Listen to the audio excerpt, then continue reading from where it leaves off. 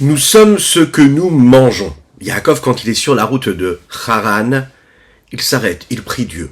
Et il a confiance en Dieu. Il lui donnera de quoi se nourrir et de quoi se vêtir. Mais de quelle nourriture nous parlons? Lorsque l'on mange, on devient ce que nous mangeons. Oui, c'est ce que nous sommes, réellement, physiquement. Lorsque l'on accomplit la Torah et les mitzvot, les textes nous disent, c'est une façon de s'habiller et de se nourrir spirituellement. On vit peut-être dans un monde qui est profane, qui est éloigné de la sainteté d'une synagogue, d'un lieu de prière, d'un lieu d'étude. On est peut-être loin dans la vie de tous les jours lorsqu'on est au contact de la matière. Mais, dans cette matière et dans ce monde profane qui nous entoure, on doit vivre ce message de la sainteté d'ici-bas, de Dieu sur terre, les étincelles divines qu'il faut tout faire pour élever. Et en fait, lorsque l'on agit de cette façon-là, eh bien on se vêtit de ces vêtements, on se pare de cette sainteté, et on peut aussi devenir à l'intérieur cette vitalité.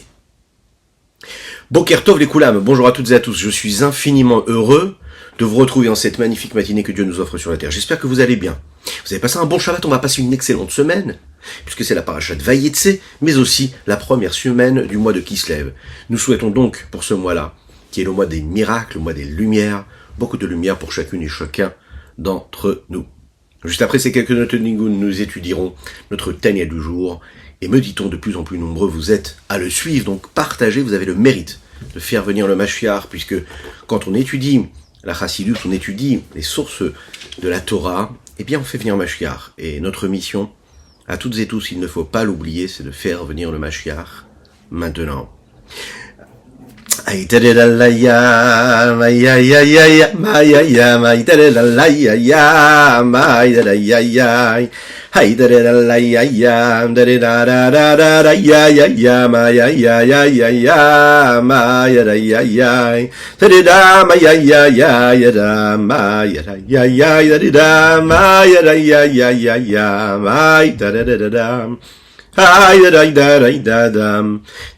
da da da dam, ay da ya ya ya ya, ay da da da dam, ay da ya ya ya, ya da ya ya ya, da da la ya, ay ya ya ya ya ya ya, da da la ya ya ya, ay da da da dam, ay da ya ya, ay da ya ya. Nous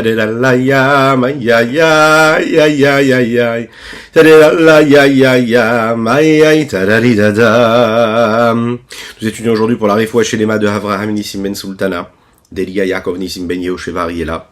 Nous étudions les Leilou Nishmat Nathan Avram Ben Yosef Verina Fitoussi, les Leilou Nishmat Nissim Ben Esther Geta, les Leilou Nishmat Aviomori Alav Shalom, ainsi que les Leilou Nishmat Rabbi Khalifa Ben Shimon Alav Shalom. Lorsque l'on accomplit une mitzvah, il se passe quelque chose de très particulier.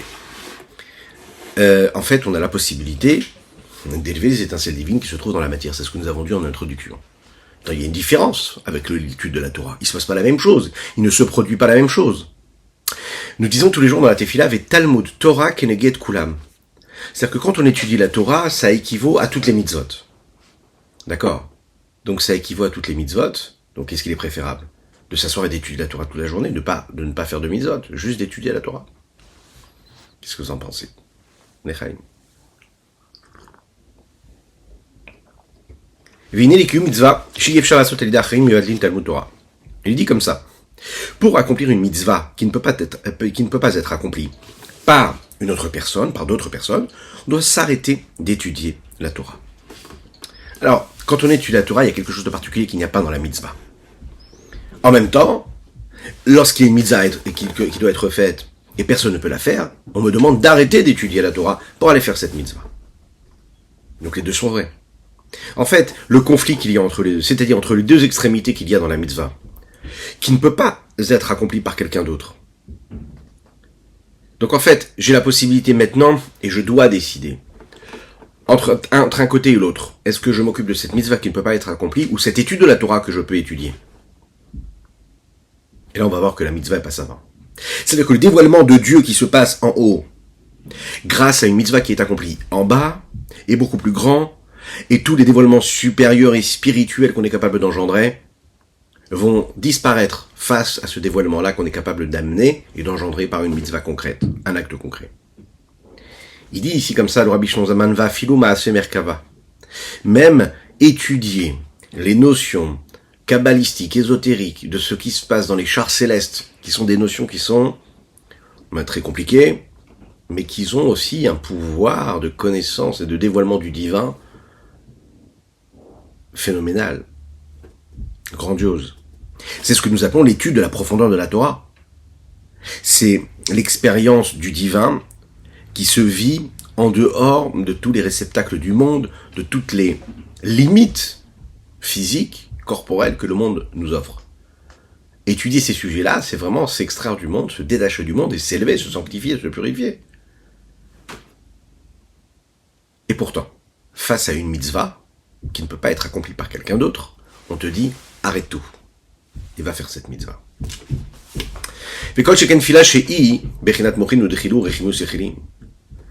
À plus forte raison, la tfila, qui elle est quoi? C'est un niveau de dévoilement de la partie cérébrale, de la crainte et de l'amour de Dieu, intellectuel. L'essentiel de la tfila, c'est de s'élever. Je réfléchis, j'aime, je crains. Je fais monter du bas vers le haut, du bas de la terre vers les mondes spirituels, les mondes de l'esprit, la source de la neshama, de l'âme. Et cela ne touche pas l'action concrète. L'action concrète des mitzvot qui, elles, sont accomplies ici-bas sur terre. A priori, le but de tout le système de l'ordre de l'enchaînement des différents mondes, et de ce cheminement de la lumière de Dieu qui descend de monde en monde et de niveau en niveau, c'est de faire cette mitzvah. C'est la raison pour laquelle, à plus forte raison par rapport à la Torah qui, elle, nous apprend à faire, et qui a un contact encore plus fort avec l'action que la tefila peut l'avoir, parce que la tefila c'est une connexion avec Dieu, la Torah c'est une étude qui nous permet la connexion avec la sagesse de Dieu, mais qui en même temps nous apprend comment faire, puisque la Torah elle est là pour commenter et nous dire comment accomplir telle ou telle mitzvah. Echaim.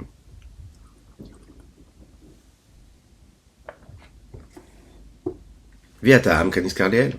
Et la raison, on l'a vu plus haut.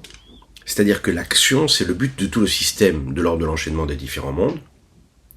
Et donc, la vie d'un homme, sa spiritualité, son âme, sa vie spirituelle, c'est quoi? Et sa mission ici-bas sur Terre, ça va être de tout faire pour agir dans ce sens-là, pour faire en sorte que ce qu'il y a de divin, de très, très, très élevé, puisse se révéler, se dévoiler ici-bas, dans ce monde. V'odzot. L'étude de la loi dans tous les détails et dans toutes les situations, c'est-à-dire comment accomplir une mitzvah concrètement. Mais aussi, comment avoir une bonne kavana, comment avoir une bonne direction de pensée, comment vivre ce message-là comme il faut. Ça dépasse même, il faut le savoir, le niveau cérébral et intellectuel que peut engendrer cet amour et cette crainte de réflexion que je vais avoir, mais qui reste cérébrale. L'action précède donc et devance donc, pas seulement parce que c'est le but en soi, parce que c'est la volonté de Dieu que nous agissions et que nous fassions, que nous accomplissions ces mitzvot, mais parce que véritablement, il faut savoir que la valeur d'une mitzvah, elle est beaucoup plus élevée que la valeur d'un travail spirituel qu'un homme il pourrait produire en s'enfermant dans un coin et se déconnectant du monde et en s'isolant avec Dieu. Non. L'expression même de ce que nous appelons ici d'élever vers le haut, c'est l'élévation qui peut être produite par un lien direct d'union avec Dieu. Et comment est-ce qu'on est capable d'arriver à ce lien direct? Lorsque l'on s'attache. Mitzvah, milachon savta vechibur. J'accomplis la volonté de Dieu, je m'attache à lui. Bien sûr, nous parlons ici d'un attachement qui est spirituel, dans la compréhension du divin et dans le ressenti du divin. Kiagan dirtive bien qu'il soit écrit dans le Chumash Devarim ou les Dov Kabo, qu'on a le devoir de s'attacher à Dieu. Et qu'est-ce que ça veut dire? Aller des midotav, grâce et par ses différentes vertus, ses traits de caractère. C'est-à-dire que quand je suis Dieu en fonction de ce qu'il est, qu'est-ce que sont les midot de Dieu, ces différentes vertus? On sait que ces différentes vertus, elles apparaissent à travers les séphirotes. Il y en a 10. Ces séphirotes-là, on le sait, elles sont présentes dans chacun des mondes. Bria Yetzira Asya, mais aussi dans le monde d'Atsilut. Dans le monde d'Atsilut, les séphirotes, elles sont en union totale et extraordinaire. C'est une union qu'on n'est même pas capable de percevoir et de comprendre. Ça dépasse tout entendement, puisque on l'a déjà expliqué, le monde Atzilut, c'est le monde de tous les possibles, c'est le monde de l'infini, dans lequel il y a une possibilité de fini, donc possibilité de sphira, possibilité de nombre, de chiffres et de limites, mais il n'y a pas ces limites-là, puisque ça reste un monde qui est Atzilut et qui est donc au-delà de toutes les limites. Les limites et les réceptacles, les distinctions commencent à apparaître dans les mondes de Bria et de Siracia. Mais dans le monde Atzilut, il n'y a pas. Mais en même temps, il y a la possibilité de ces séphirotes. Donc ils sont en unicité totale, en union totale.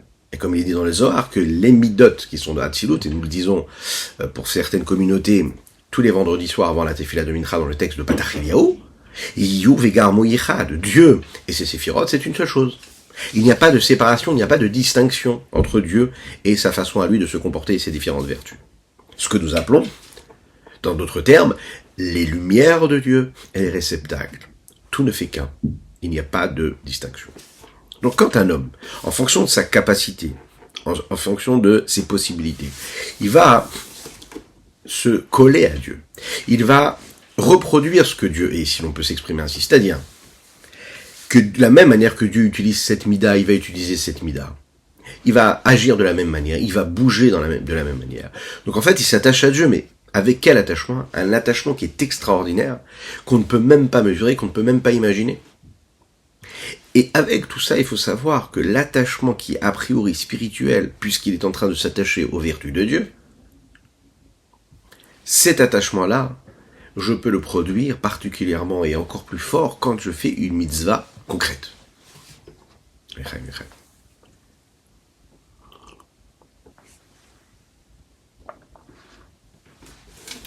Mais on va le voir, ici il y a une différence entre être attaché aux différentes vertus de Dieu et être attaché à Dieu lui-même, à son essence. Lorsque je m'attache aux différentes vertus, aux traits de caractère de Dieu, eh bien je m'attache à sa façon à lui de se révéler à moi à travers ce trait de caractère ou ce trait de caractère. Mais au-dessus de ces distinctions-là, il y a Dieu tel qu'il est lui-même, il a son essence. Il y a un homme qui se comporte dans sa vie de tous les jours avec gentillesse, par exemple. Il y a un homme qui va se comporter avec rigueur.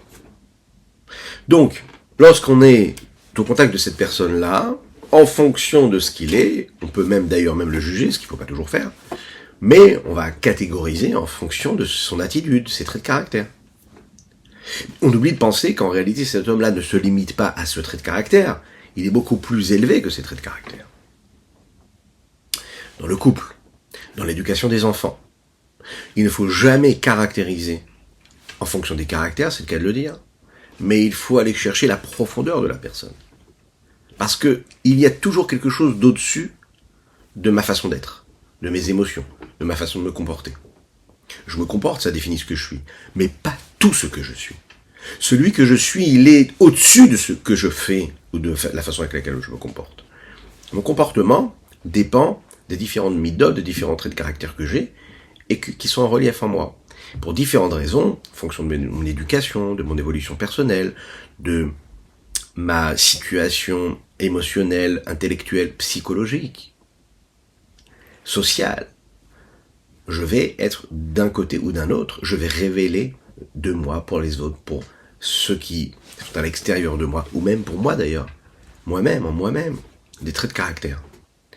Mais c'est ce qu'il faut toujours se rappeler, c'est ce que la Chassidut nous rappelle. Rappelle-toi qu'il y a toujours quelque chose qui est au-dessus de ce que tu es, en train de montrer, ou toi-même en train de vivre. Et ce qui dépasse en fait tes traits de caractère, ça veut dire ta tendance, ton état émotionnel, c'est les pleins pouvoirs que tu as de diriger tous ces traits de caractère-là. C'est une force qui dépasse tout.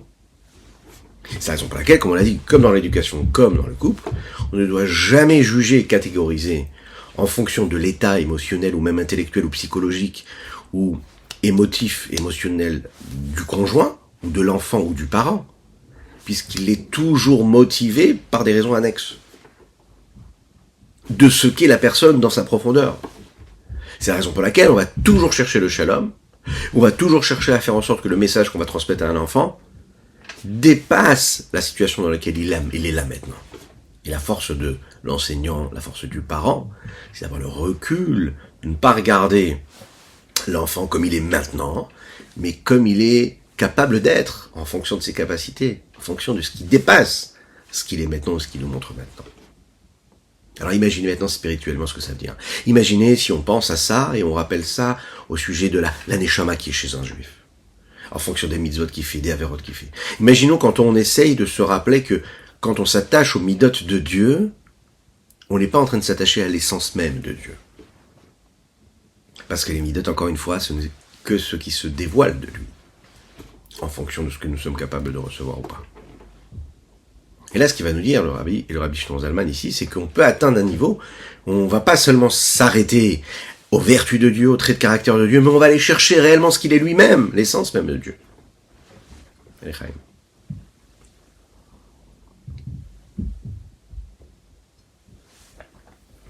Il dit même quelque chose de plus fort ici. Il dit quand un homme s'attache ici-bas aux vertus, aux traits de caractère de Dieu, il ne s'attache pas à son essence, mais même il ne s'attache pas à ses midot, à ses traits de caractère spirituels. Pas spirituels, mais supérieurs. Il y a ce qui apparaît de manière superficielle et ce qui apparaît de manière beaucoup plus profonde. Et on va voir tout de suite ce que ça veut dire. Quand un homme il s'attache par exemple aux vertus de Dieu, les vertus de Dieu, ce sont des vertus qui sont supérieures dans le monde Atzilut, c'est-à-dire qui sont au-dessus de toutes les distinctions. C'est-à-dire là où Dieu il est réellement lui-même avec ces distinctions-là. Son dévoilement, il est total.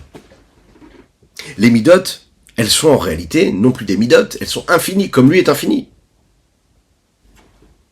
C'est la raison pour laquelle nous aussi, quand par exemple, on se comporte comme on est capable de le faire, comme il a dit juste avant, en fonction de nos capacités, comme Dieu il le fait.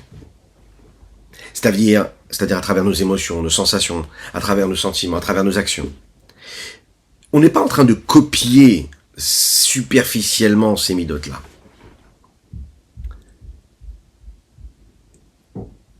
La réalité face à l'essence, c'est une description qu'on est capable de donner qui reste superficielle. C'est-à-dire, c'est l'expression de quelque chose de particulier. Par exemple, donner une couleur à un élément. Donner un son à quelque chose. Quelque chose qui dise, oui, il y a quelque chose. Il y a quelque chose qui est là. Il y a une réalité. Mais pas plus. Quand je parle de l'essence même des vertus de Dieu supérieur, ce qu'elles sont, eh bien, je parle de la source à ce moment-là, et je ne suis pas capable de les toucher, je ne suis pas capable de les définir. Parce que l'essence, c'est du divin. Et l'essence est complètement de Dieu est complètement séparée et détachée de la créature elle-même, parce que la créature, par définition, dès qu'elle est créature, eh bien, elle existe. Et devant l'infini, il n'y a rien qui existe. Donc je ne peux pas atteindre en réalité l'essence de Dieu à ce moment-là. Parce que je suis considéré à ce moment-là comme une entité, comme une réalité, comme quelque chose d'existant. C'est la raison pour laquelle, on va le voir ici, il rapporte ce qui s'est passé avec Avraham Avinu. Il dit, moi je suis quoi? Je ne suis que la poussière, je ne suis rien. Qu'est-ce qu'il veut dire ici, Avraham Avinu? Le Morazakan explique, et on l'a vu dans les Geret à Kodesh, le Ravadin Ben Israël rapporte cela, au nom du Maggid de Mezrich. Maggid de Mezrich, c'était l'élève direct, très grand maître de la Chassidut, l'élève direct du Baal Shem Tov, et un des maîtres du Rabbi Shlomo Zalman de Liadi, l'auteur du Tanya, que nous étudions. Avraham Avinu, lui, il était ce que nous appelons le char, qui était là pour recevoir la vertu de la bonté. On le sait à travers son existence, il va se comporter à travers cette bonté-là, le chesed. Il va devenir ce char-là pour accueillir le chesed qu'il y a dans le monde d'Atzilut. Mais tellement il était annulé, son annulation, son abnégation, exprimait la vertu de chesed dans sa perfection. Non pas la vertu de bonté telle qu'elle est vécue dans ce monde-là, mais la vertu de chesed telle qu'elle apparaît dans le monde d'Atzilut, un monde qui est au-dessus de toutes les distinctions. Moi et le chesed, ce n'est que de la poussière, il dit Avraham Avinu. Moi et cette vertu-là, ce n'est rien, on n'est rien. Et c'est intéressant de voir qu'on dit Afar va Efer. Qu'est-ce que c'est Afar va Efer? Il y a la poussière de la terre et il y a la cendre. Quelle est la différence? C'est pas pareil. La cendre, c'est quelque chose qui vient et qui reste du bois que l'on a brûlé. La cendre, c'est ce qui reste après que les 4 éléments qu'il y a dans chaque élément, à savoir dans le bois, qu'est-ce qu'on va trouver? Esh, Ruach, Maim, Afar. le feu, il y a du feu, il y a du souffle, il y a de l'eau, et il y a cette poussière-là. Et lorsque le bois est consumé, qu'est-ce qui va rester à la fin? De la poussière, de la cendre. La même chose, la vertu de Chesed supérieure qui se trouve dans Hatzilut, elle s'annihile, elle disparaît, elle ne devient rien d'autre que quoi? La mida, la vertu de Chesed d'Avraham Avinu quand elle est dans Hatzilut. C'est-à-dire que tout a été consumé. Vraiment, tout disparaît. C'est l'annulation, l'abnégation la plus totale. Mais qu'est-ce qui reste? Il reste cette vertu de Chesed d'Avraham Avinu qui devient la cendre, la petite poussière. L'attachement qu'il y a avec les vertus de Dieu, au mieux qu'on le puisse la vivre, c'est-à-dire comme Avraham Avinu, c'est un attachement qui reste superficiel. Ça veut dire être capable de savoir qu'il y a quelque chose, qu'il existe quelque chose, qui est très très loin, et qui a des milliers de kilomètres, ou même le fait d'employer un mot de kilomètre, c'est déjà une forme de limite, sans commune valeur avec l'essence de la chose elle-même. Il y a plus forte raison quand on parle maintenant de la lumière de l'infini du Saint-Béni soit-il lui-même. Si déjà avec les vertus de Dieu on n'est pas capable de s'attacher, à plus forte raison qu'on n'est pas capable de s'attacher avec son essence. Pourquoi? Parce qu'il n'y a aucune pensée qui puisse saisir Dieu, puisque les outils de la pensée, les réceptacles de la pensée, eux, sont par définition limités. Donc ils ne peuvent pas saisir une notion qui est infinie, qui est limitée.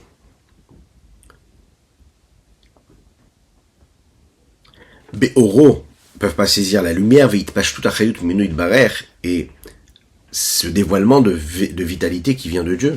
Kim bin tsiuto, mais seulement être capable de savoir que cela existe. Mais est-ce qu'on le saisit? Est-ce qu'on le perçoit réellement? On ne peut pas, parce que c'est infini. Mais on doit savoir que ça existe, et on doit vivre ce message, et on doit le véhiculer, et on doit le travailler, l'étudier, le vivre. Ça veut dire quoi?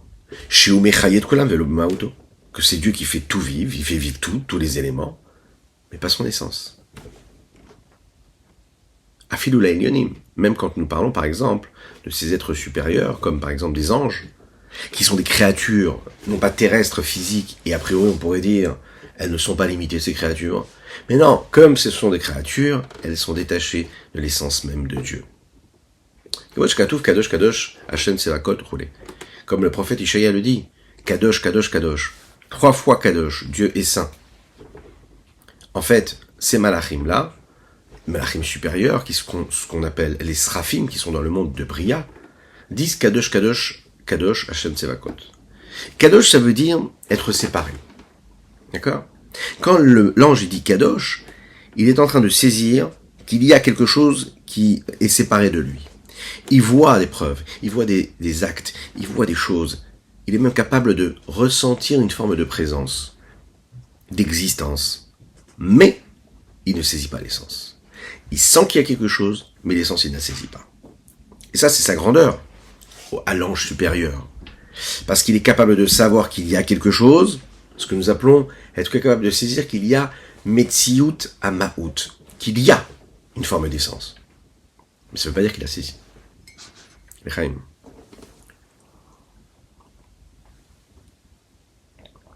Maintenant, pourquoi il dit 3 fois? Alors, première fois qu'il dit 3 fois, enfin les 3 fois, il les dit parce qu'en fait, il comprend qu'il y a quelque chose qui s'est séparé de sa capacité de compréhension. Il comprend que au-dessus de ça, il y a une essence qui est séparée de l'essence qui est séparée. Et encore plus haut, il comprend qu'il y a une essence qui est séparée de l'essence qui est séparée de l'essence qui est séparée. Kadosh, Kadosh, Kadosh, Hashem Tsevakot. Est-ce que vous comprenez? Comprendre qu'il y a quelque chose que je ne peux pas le comprendre, que cette chose-là que je ne peux pas le comprendre, je sais qu'elle existe, mais je ne peux pas la comprendre, et encore une fois, que je sais qu'elle existe, mais je ne peux pas la comprendre. En fait, à ce moment-là, il est en train de s'élever le malach. Dans les mondes en général, il y a les 3 niveaux des mondes des créatures, Bria et Tzira Asiya.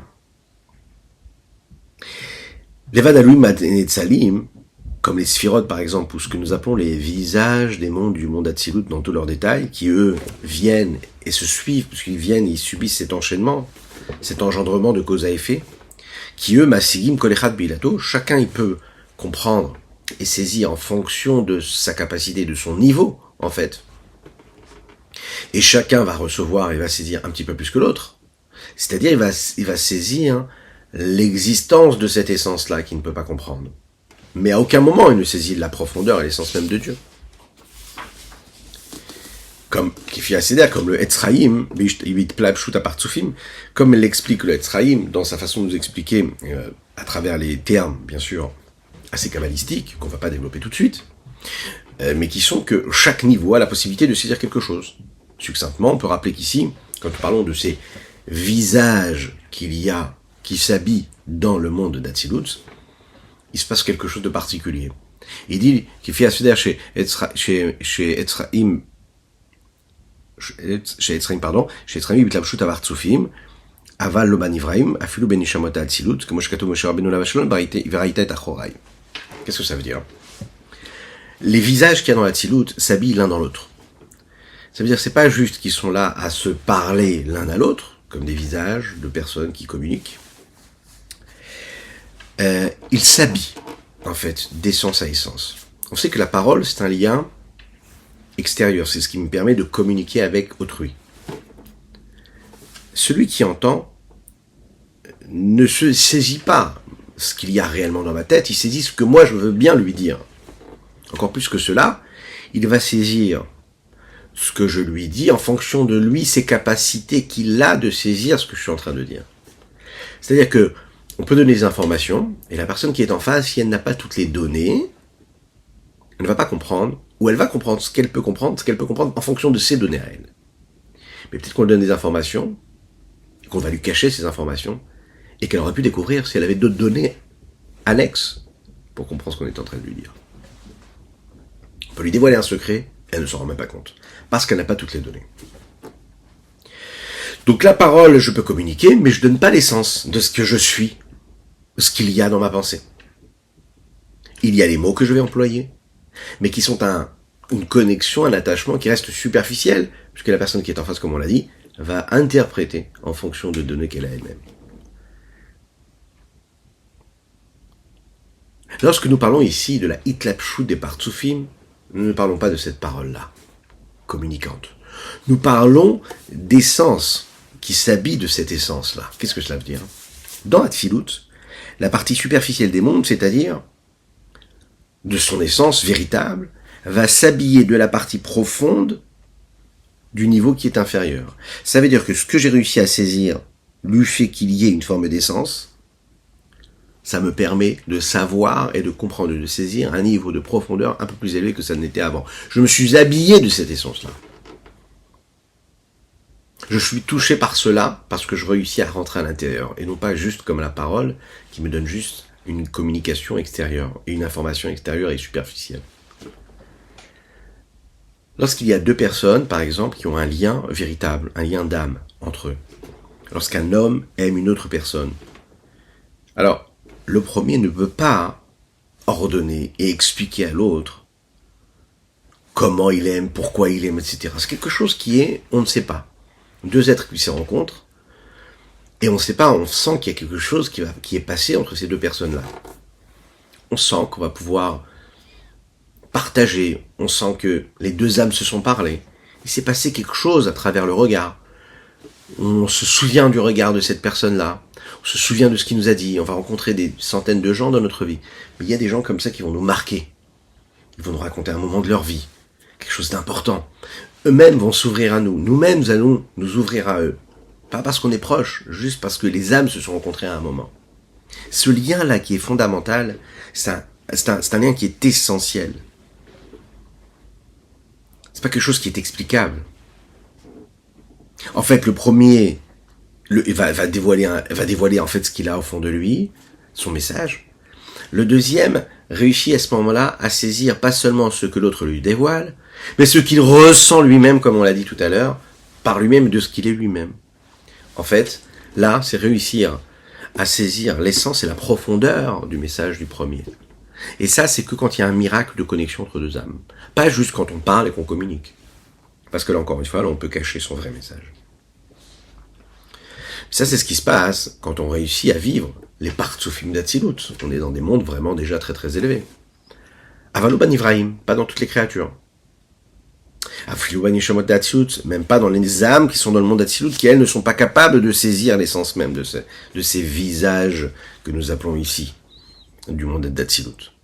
Comme il est dit par rapport à Moshe Rabbeinu, que sa Neshama c'était une Neshama d'Atsilut, c'est la raison pour laquelle il avait réussi, tout en étant dans ce monde-là ici-bas, à saisir une forme de sainteté du divin qui était tellement grande, qui dépassait tout ce qu'un homme normal, lambda, pouvait ressentir et voir. C'est la raison pour laquelle il est dit Veraïta et Tachora et Fanaï Loreau. Dieu lui dit, tu verras ma partie arrière, mais tu verras pas ma face devant. Devant, tu me verras pas. Pourquoi ? Parce que Moshe Rabbeinu lui-même n'a pas réussi à saisir l'essence même de Dieu. Il a réussi à saisir le fait qu'il y ait quelque chose. Mais il n'a pas saisi. Il a saisi à Horai. Il a saisi qu'il y avait ici la face de Dieu. Mais est-ce que la face de Dieu elle a vu ? Non, pas Naïlo Yiraou. Même Moshe Rabbeinu de Tzadik, qui lui était ce qu'il était, on sait qu'il avait une âme qui vient du monde d'Atsilut, comme les grands tzadikim. Lui réussissait à savoir qu'il y avait une essence, mais il ne saisissait pas l'essence.